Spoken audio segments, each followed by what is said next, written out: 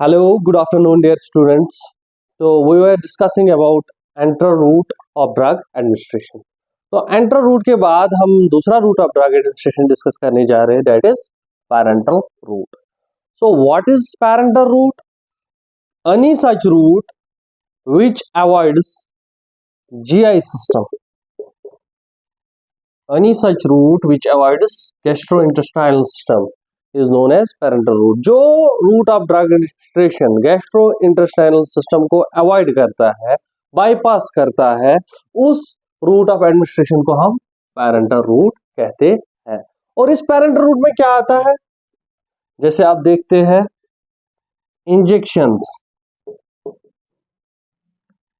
Second is inhalational route और inhalation route, third is transdermal root.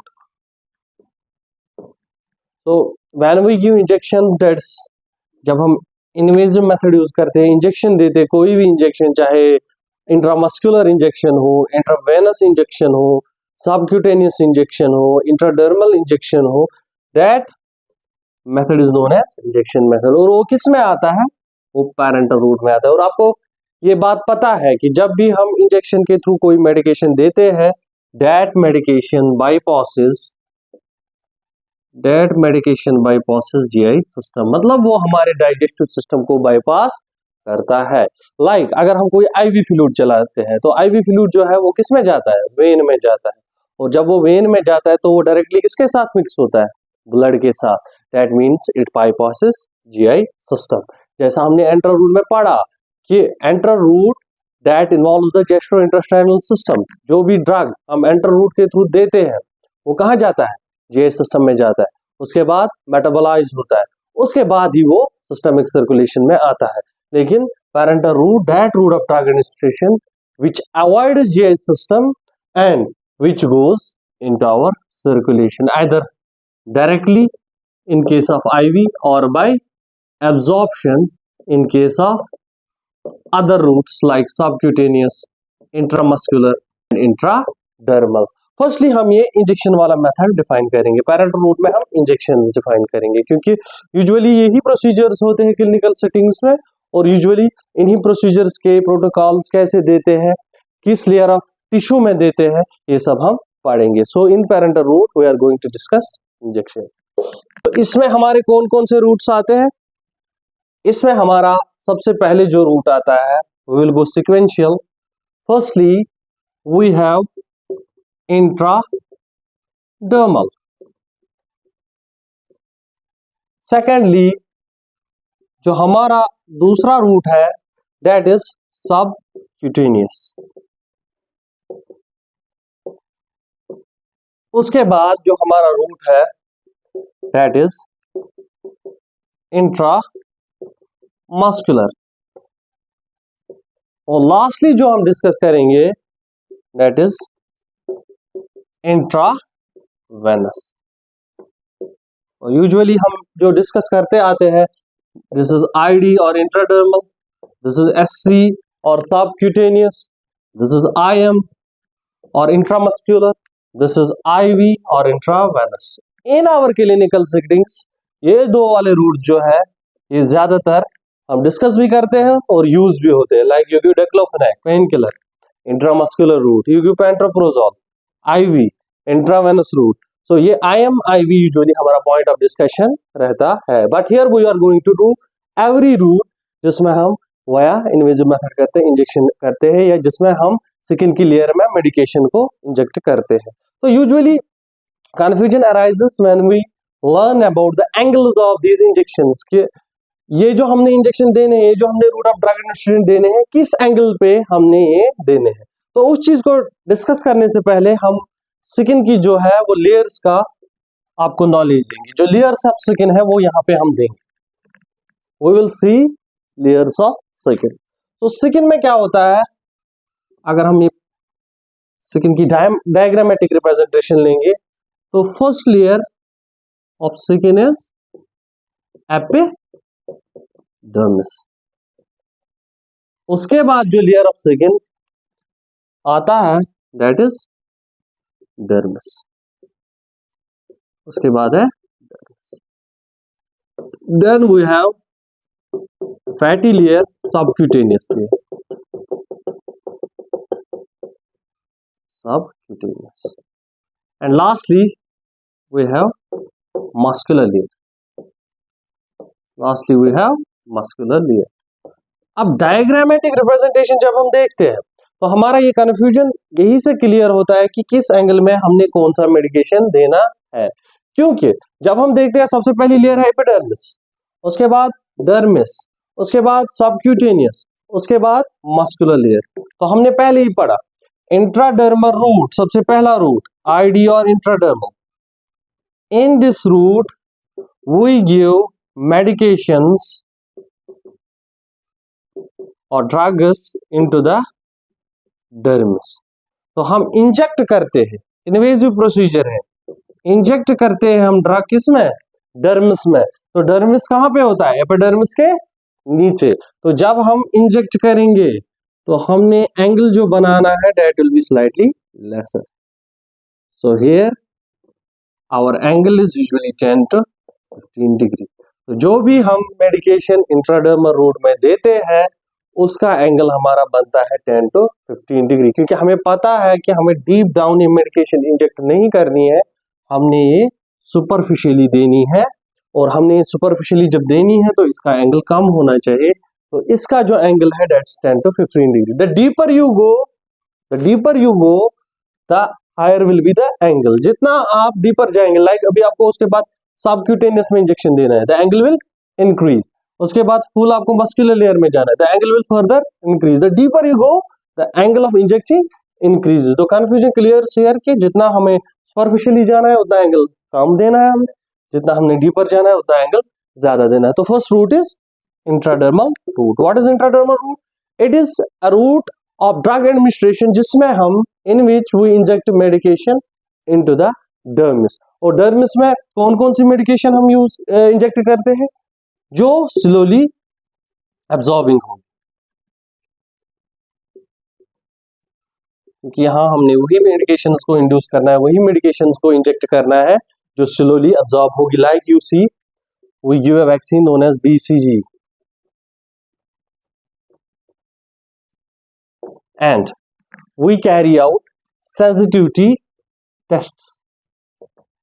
Sensitivity tests means अगर आपको किसी drug का एलर्जिक रिएक्शन देखना है, लाइक सेफ्ट्रॉक्सोन, लाइक वी हैव पेपरेसिलिन, ट्राजोबेक्टम, कोई भी हमारे पास ऐसा इंजेक्शन है जिसके बारे में हमें ये जानना है कि क्या ये पेशेंट की बॉडी में कोई सेंसिटिविटी रिएक्शन करेगा, तो वो वाले मेडिकेशन जो हम देते हैं वो देते हैं हम इंट्राडर्मली, क्योंकि यहाँ पे एब्जॉर्प्शन स्लो है।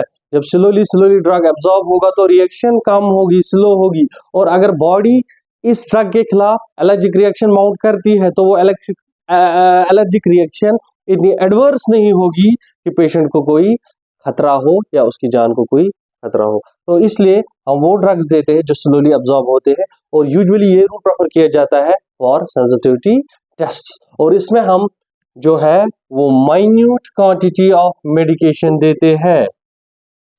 In this intradermal route, we give minute quantity of medications like you give 0.1 ml, 0.2 ml.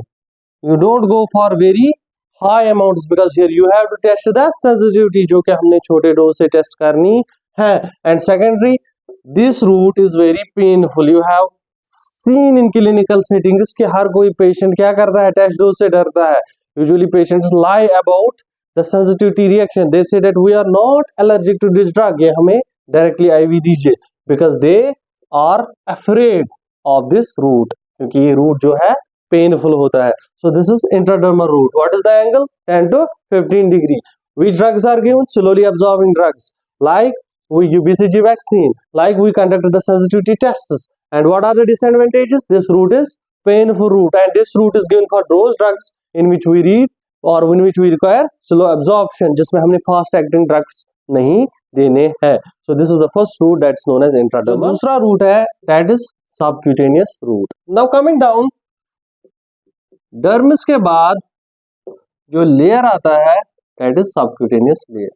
तो एनी ड्रग जो हम एडमिनिस्टर करते हैं, इंजेक्ट करते हैं इस लेयर में, that's known as subcutaneous route of administration. तो अब आप यहाँ की ओर देखिए, जो सबक्यूटेनियस में आप इंजेक्ट करते हो उसके लिए आपने डर्मिस को मद्देनजर रखते हुए एंगल को और बढ़ाना है ताकि इंजेक्टेड मेडिसिन कहाँ पहुंचे, इस सबक्यूटेनियस लेयर में पहुंचे। तो यहाँ पे जो हमारा एंगल चाहिए that's 45 degree. In case of subcutaneous layer जो हम मेडिकेशन देते हैं किसमें, सबक्यूटेनियस लेयर में, वहां पे कितना एंगल चाहिए हम, 45 degree. So what is the location of giving the subcutaneous injection और subcutaneous method, its abdomen and thighs. And इसका भी कैरेक्टरिस्टिक फीचर क्या है, हियर मेडिकेशन जो होती है वो स्लोली एब्जॉर्ब होती है। और ये वाली जो रूट है सबक्यूटेनियस रूट, ये किन के लिए सुटेबल है, it is suitable for non irritants. There are various irritants which react in our body and which cause problems. So this route is suitable for non-irritants क्योंकि यहाँ पे absorption जो होनी है वो slowly होगी। So this was second route of parenteral, that is subcutaneous route. Now third route of drug administration we will read here is intramuscular. Third route is intramuscular. तो अब हमने जो मेडिकेशन डिलीवर करनी है वो हमने इस मस्कुलर टिश्यू में डिलीवर करनी है। तो इस मस्कुलर टिश्यू में मेडिकेशन डिलीवर करने के लिए जो हमने एंगल है, कॉमन सेंस की बात है, अगर यहां तक हमने मेडिकेशन को डिलीवर करना है तो angle of injection must increase. So now the angle will be 90 degree because when you go through the muscular tissue you always put the injection in this way 90 degree with the tissue surface because we all as clinicians IV and IM, मैंने पहले भी बोला ये दो वो roots है जो हम मोस्ट कॉमनली प्रेफर करते हैं मेडिकेशन देने के लिए। So intramuscular here our angle will be 90 degree. Site, it is usually given in deltoid muscle, deltoid muscle located on the upper aspect of shoulder, here triangular muscle, deltoid muscle, and dorsogluteal and ventrogluteal muscles, dorsogluteal and ventrogluteal muscles buttocks में पड़ते हैं, dorsogluteal and ventrogluteal, जो mainly painkillers or injections that are given like IM, like diclofenac, वो सारे कहाँ पे देते हैं, इसी साइड पे देते हैं। Another site is vastus lateralis, rectus femoris, vastus lateralis, ये हमारी मसल जो है they are located on a upper aspect of thigh. तो vastus lateralis is preferred site in case of children and infants. बच्चों में जो इंट्रामस्कुलर इंजेक्शन के लिए प्रेफर्ड साइड है दैट्स वेस्टस लेटरलिस। तो यहाँ पे याद क्या रखना है, 90 डिग्री एंगल है इंट्रामस्कुलर का, साइड क्या है, deltoid muscle, डॉर्सोग्लूटल muscle, ventrogluteal muscle, vastus lateralis muscle. क्या है, it's rapid then the oral route, oral route से ये तेज होता है, क्यों, इसका ऑनसेट ऑफ एक्शन जल्दी होता है। ओरल रूट से ऑनसेट ऑफ एक्शन क्यों जल्दी होता है, बिकॉज यहाँ पे ये जो है जीआई सिस्टम को अवॉइड करता है, जीआई सिस्टम को अवॉइड करता है, मतलब ये लिवर में नहीं जाता, ये मेटाबोलाइज नहीं होता, इसकी बायोअवेलेबिलिटी कम नहीं हो जाती है, तो इसलिए it is a fastest route of delivery than enteral route. और यहाँ पे क्या होता है, जब मसल में मेडिकेशन इंजेक्ट हुई, when medication is injected into muscle, slowly and steadily ये वहां से एब्जॉर्ब होती है सराउंडिंग ब्लड वेसल्स में, और ये मेडिकेशन ब्लड में आ जाती है और अपना एक्शन दिखाती है। So here we have rapid onset than oral. और ये किन पेशेंट्स में हम प्रेफर करते हैं, लाइक आपने देखा होगा we give pain killers orally, और जब ऑरल पेन किलर्स इफेक्टिव नहीं होते हैं क्योंकि उनका ऑनसेट जो है वो रैपिड नहीं होता है, दूसरा उनकी बायो अवेलेबिलिटी जो है वो बराबर 100% नहीं होती है, वो कम हो जाती है due to first pass metabolism, इसलिए उस वक्त हम क्या करते हैं, we go for intramuscular injections. And secondary, it's preferable in the patients who are unconscious, क्योंकि unconscious patient में आप कोई रिफ्लेक्स नहीं देखते हो, वो कोई मेडिकेशन ऑरली नहीं ले सकता है, जिसमें नॉजिया एंड वॉमिटिंग होता है। नॉजिया एंड वॉमिटिंग जिस पेशेंट में होता है उसके लिए प्रेफरेबल रूट नहीं है। एब्जॉर्प्शन से ये मेडिकेशन जो है वो डिसोल्यूट होती है, ब्लड में जाती है। यहाँ पे एंगल हम 90 डिग्री देते हैं। इसका ऑनसेट रैपिड है इन कंपैरिजन टू ओरल और enteral routes. Now our last and most preferable route is, firstly we will see disadvantage, क्योंकि इसके कुछ डिसएडवांटेजेस भी हैं। Like when you give it in dorsogluteal side, जब आप बटक साइड चूज करते हो, जैसे कि हम आगे जाके पढ़ेंगे, ट्रैक्ट मेथड पढ़ेंगे, इंजेक्शन का साइट पढ़ेंगे, तो जब हम अपर आउटर क्वाड्रेंट में इंजेक्शन देते हैं, upper outer quadrant of the buttock, तो वहां से एक नर्व पास होती है, that's known as sciatic nerve. तो इसकी कॉम्प्लिकेशंस में ये हो सकता है कि अगर आप अनट्रेन्ड प्रोफेशनल है और इंट्रामस्कुलर इंजेक्शन विदाउट चूजिंग और without locating the preferred site दे रहे हैं, तो there is a risk that there will be nerve puncture which may lead to a permanent disability. Secondary, due to the piercing of injection, there may be abscess formation at the site of injection. So mainly जो इसका drawback है, disadvantage है, if you are unprofessional, this may lead to nerve puncture। जो ज्यादातर हम गिल्टुअल side में देखते हैं कि sciatic nerve passes on, इसलिए हम upper outer quadrant को prefer करते हैं। Now intravenous route and last route that we will discuss today. Most used route, most preferable route and the route that is preferred in emergency और ICU situations is intravenous route. जिस question में भी asked, ये आप याद रखेंगे कि intravenous route जो है, इंट्रावेनस रूट और आईवी रूट में bio availability of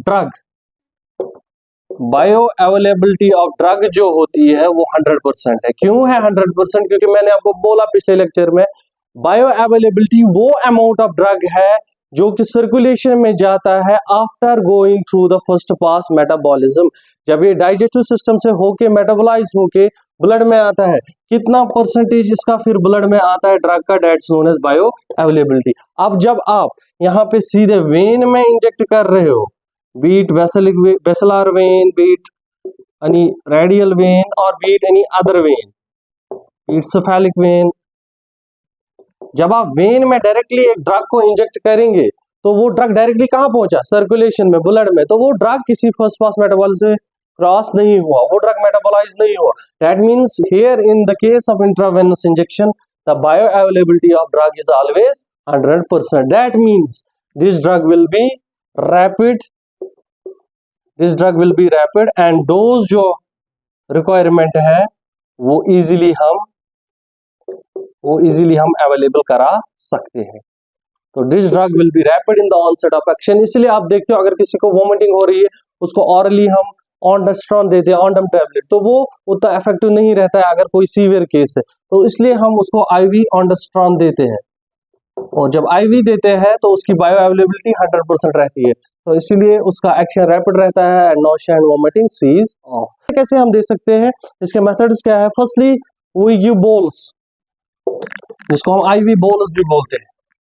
what is IV bolus? IV bolus is when we give particular drug through vein, when we give full amount of drug without any dilution for a short period of time।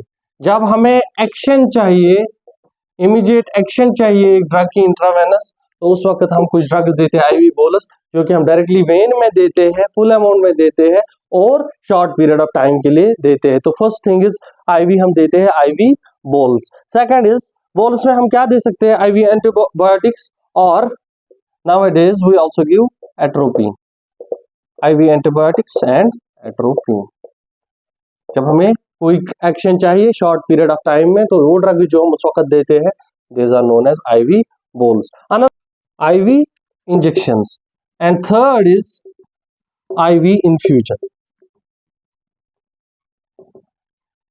IV injections are usually given slowly in vein, and IV infusions are given in case of chronic cases. जब हमें long term infusion देना है patient को, like a patient who is completely dehydrated, और dehydration में fluid of choice हमारे पास RL है, ringers lactate, उसके बाद हम DNS भी देते हैं, NS भी देते हैं, या हम देते हैं mannitol in case of cerebral oedema, in case of oedema हम मैनिटॉल देते हैं। तो वो मेडिकेशन जो हमें एक डोज के मुताबिक देनी है, लॉन्ग एक्टिंग देनी है, इन्फ्यूजन के थ्रू हम देते हैं, थ्रू IV सेट्स, उनको बोलते हैं IV infusions. IV injections given slowly, and IV bolus, a drug given which must act quickly over a short period of time, is known as IV bolus. So these were various routes of parenteral medication, and in today we discussed various types of injections or various types of routes of administration जो invasive है. Next topic we will start some other day. Till then, goodbye, take care.